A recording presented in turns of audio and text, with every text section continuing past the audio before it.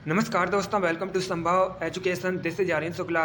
दोस्तों, जैसा कि आप सब जानते हैं, डेली सुबह 11 बजे स्पेशल बीएड प्रवेश परीक्षा के लिए क्लास होती है। तो आज की क्लास में हम जीके के इम्पॉर्टेंट क्वेश्चन डिस्कस करेंगे। या टॉप के क्वेश्चन होंगे। कुछ ऐसे क्वेश्चन हैं जो बीएड एंट्रेंस एग्जाम में कई बार पूछे गए हैं। तो आप लोग क्लास को ध्यान से देखिएगा एंड क्लास के अंत में बताइए कि आपके कितने क्वेश्चन आज निकले। सबसे पहले आप लोग क्लास को लाइक करिए, अपने फ्रेंड ग्रुप सभी जगह शेयर कर दीजिएगा ताकि ज़्यादा से ज़्यादा लोग जुड़ सकें। और जो फ्रेंड इस चैनल पर नए हैं वो चैनल को सब्सक्राइब करेंगे, बेल आइकन को प्रेस कीजिए ताकि सभी नोटिफिकेशन आप तक पहुंच सकें। चलिए शुरू करते हैं आज की क्लास। क्वेश्चन नंबर फर्स्ट के लिए आंसर करिए। अच्छा क्वेश्चन है, एसएससी की परीक्षा में कई बार ये क्वेश्चन पूछा गया है। इंपॉर्टेंट क्वेश्चन है, आपको बताना है तात्या टोपे का वास्तविक नाम क्या था। बताइएगा, तात्या टोपे इनका वास्तविक नाम क्या था। दोस्तों, तात्या टोपे इन्होंने 1857 की क्रांति में महत्वपूर्ण भूमिका निभाई थी। अब बताइएगा इनका वास्तविक नाम क्या था। ऑप्शन को पढ़िए, उसके बाद ही आंसर करिए। तो का मत लगाइए। बहुत अच्छे, very good good. Right answer option number B होगा, Ramchandra Pandurang. Yes, option number B correct answer है। दोस्तों, तात्या टोपे का वास्तविक नाम रामचंद्र पांडुरंग था, इसलिए option number B correct answer होगा। अब अगर हम ऑप्शंस की बात करें, स्वामी विवेकानंद के बचपन का नाम नरेंद्र नाथ दत्त था। मूल शंकर दयानंद सरस्वती का मूल नाम है। तो आप लोग इनके बारे में याद रखिएगा, यहाँ से आपके एग्जाम में क्वेश्चन पूछे जा सकते हैं। क्वेश्चन नंबर फर्स्ट का option number B correct answer है। तात्या टोपे का वास्तविक नाम रामचंद्र पांडुरंग था। अगला क्वेश्चन देखते हैं। आप क्वेश्चन नंबर 2 के लिए आंसर करिए। अच्छा क्वेश्चन है, आपको बताना है मिजोरम, मणिपुर, मेघालय तथा नागालैंड में राज्यसभा सीट्स कितनी हैं। सभी लोग आंसर करिएगा। Option number 2, option number B 3, option number C 4 या ऑप्शन नंबर डी 1। आपको बताना है मिजोरम, मणिपुर, मेघालय तथा नागालैंड में राज्यसभा सीट्स कितनी हैं। गुड। एग्जाम में क्वेश्चन पूछा जाता है कि भारत में सबसे अधिक राज्यसभा सीट्स किस प्रदेश में है। तो आप लोग याद रखिएगा यूपी में। कितनी है दोस्तों? 31 है। अब आंसर करिए क्वेश्चन नंबर 2 के लिए। Very good. इसका right answer option number D होगा 1। Yes, option number D correct answer है। दोस्तों, मिजोरम, मणिपुर, मेघालय तथा नागालैंड में राज्यसभा सीट्स की संख्या 1-1 है, इसलिए option number D correct answer होगा। अब आपसे इस प्रकार से भी क्वेश्चन पूछा जा सकता है अलग अलग करके। जैसे मिजोरम में राज्यसभा सीट्स कितनी हैं, तो याद रखिएगा 1। मणिपुर में भी 1 है दोस्तों, मेघालय में भी 1 है और नागालैंड में भी 1 है।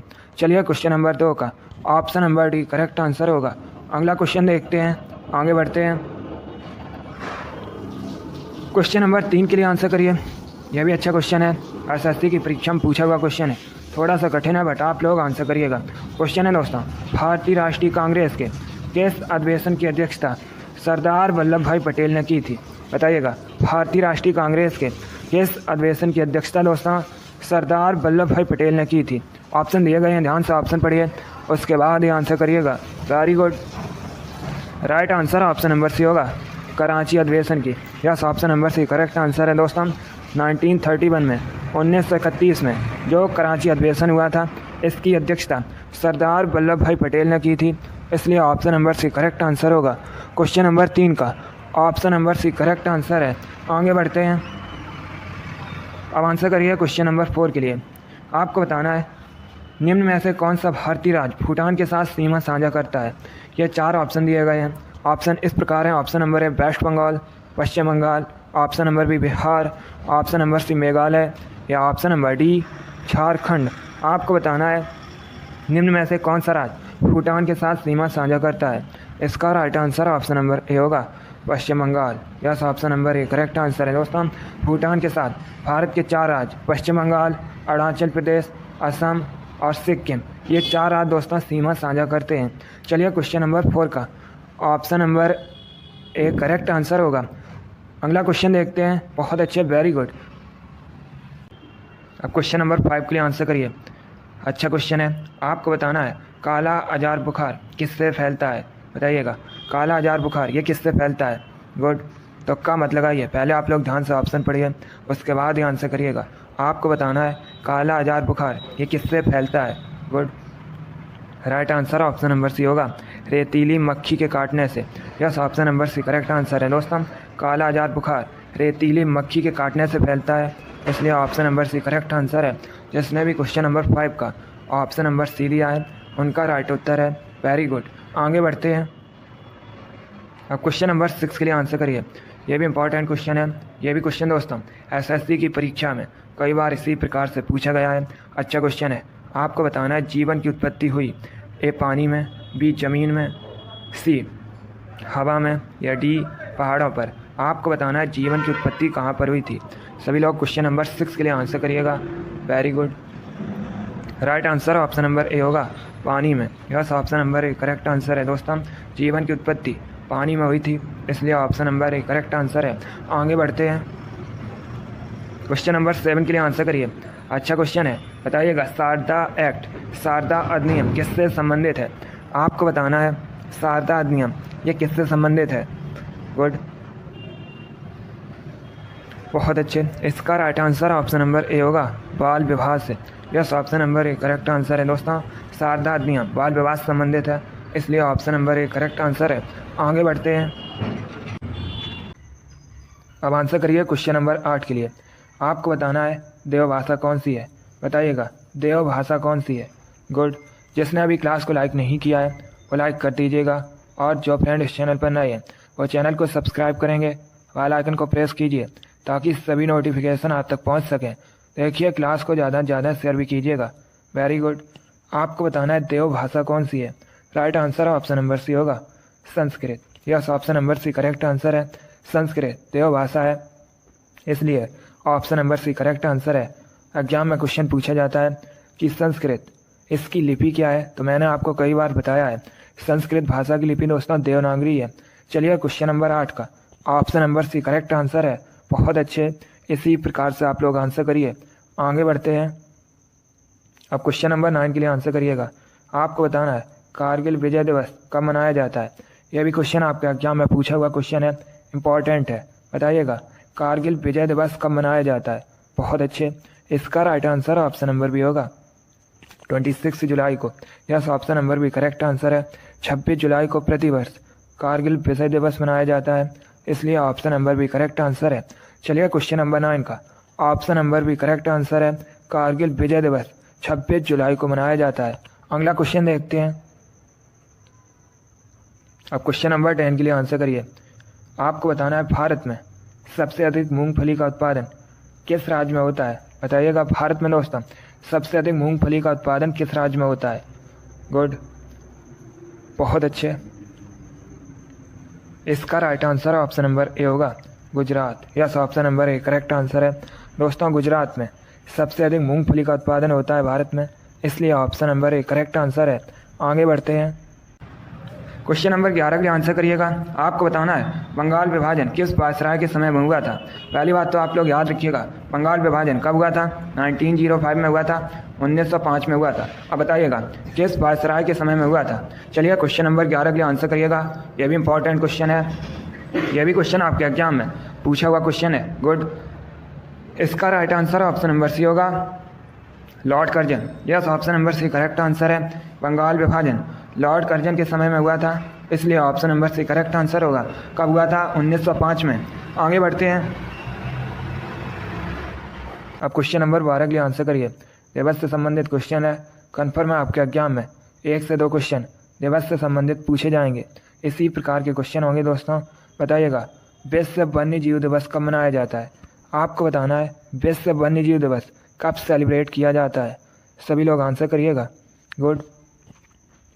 Right answer option number A होगा, 3 मार्च को। Yes, option number A correct answer है।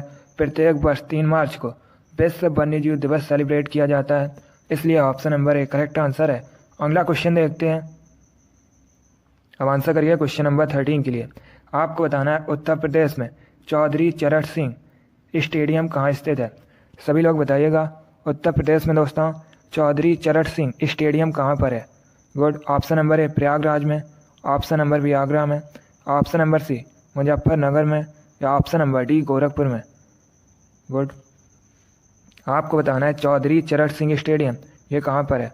इसका right answer option number C होगा, मुजफ्फरनगर में। Yes, option number C correct answer है। चौधरी चरण सिंह स्टेडियम मुजफ्फरनगर में स्थित है, इसलिए option number C correct answer है।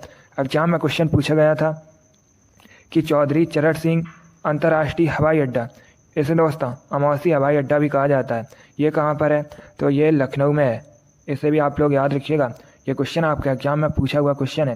क्वेश्चन नंबर 13 का option number C correct answer है। चौधरी चरण सिंह स्टेडियम मुजफ्फरनगर में स्थित है। आगे बढ़ते हैं। क्वेश्चन नंबर 14 आपकी स्क्रीन पर है। अब आपको बताना है भारत के किस राज्य को 5 नदियों की भूमि कहा जाता है। ये मोस्ट इंपॉर्टेंट क्वेश्चन है, क्योंकि ये भी क्वेश्चन आपके एग्जाम में कई बार इसी प्रकार से पूछा गया है। इसका राइट आंसर होगा option number A Punjab. Yes, option number A correct answer है दोस्तों। भारत में पंजाब राज्य को 5 नदियों की भूमि कहा जाता है, इसलिए option number A correct answer होगा। जिसने भी क्वेश्चन नंबर 14 का ऑप्शन नंबर ए दिया उनका राइट आंसर है। वेरी गुड, इस बार सभी ने राइट आंसर दिया, बहुत अच्छे दोस्तों। चलिए अगला क्वेश्चन देखते हैं। क्वेश्चन नंबर 15 के लिए आंसर करिए। अच्छा क्वेश्चन है, आपको बताना है ग्रीनलैंड निम्नलिखित में से किस देश का हिस्सा है। एक क्वेश्चन पूछा जाता है कि विश्व का सबसे बड़ा द्वीप कौन सा है, तो आप लोग याद रखिएगा विश्व का सबसे बड़ा द्वीप ग्रीनलैंड है। अब आपको बताना है ग्रीनलैंड किस देश का हिस्सा है। ए डेनमार्क का, बी फिनलैंड का, सी कनाडा का, या डी यूनाइटेड किंगडम का। आपको बताना है ग्रीनलैंड किस देश का हिस्सा है। ग्रीनलैंड विश्व का सबसे बड़ा द्वीप है। राइट आंसर होगा ऑप्शन नंबर ए डेनमार्क का। Yes, option number A correct answer है। ग्रीनलैंड डेनमार्क का हिस्सा है। आगे बढ़ते हैं।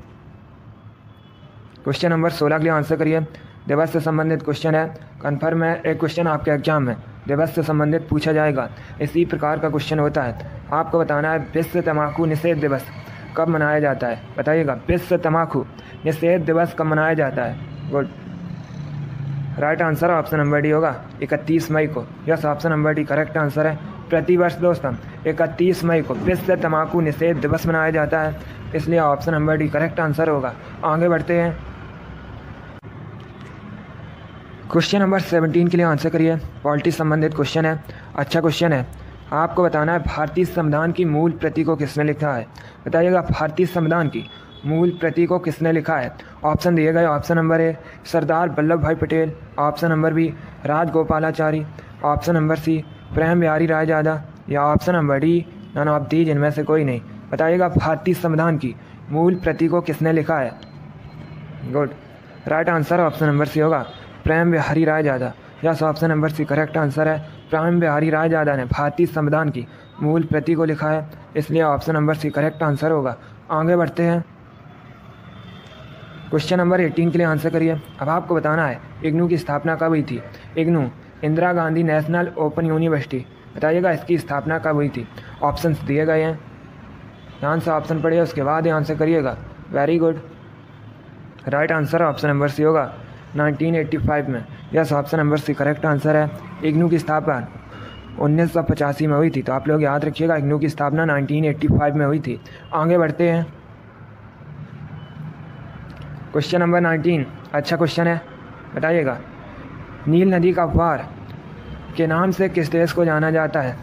आपको बताना है नील नदी के उपहार के नाम से किस देश को जाना जाता है। ऑप्शन नंबर ए मिस्र, option number B Japan, option number C USA, या option number D China. Question number 19 के लिए आंसर करिए। Good, right answer option number A होगा मिस्र। Yes, option number A correct answer होगा। आगे बढ़ते हैं। क्वेश्चन नंबर 20 के लिए आंसर करिए।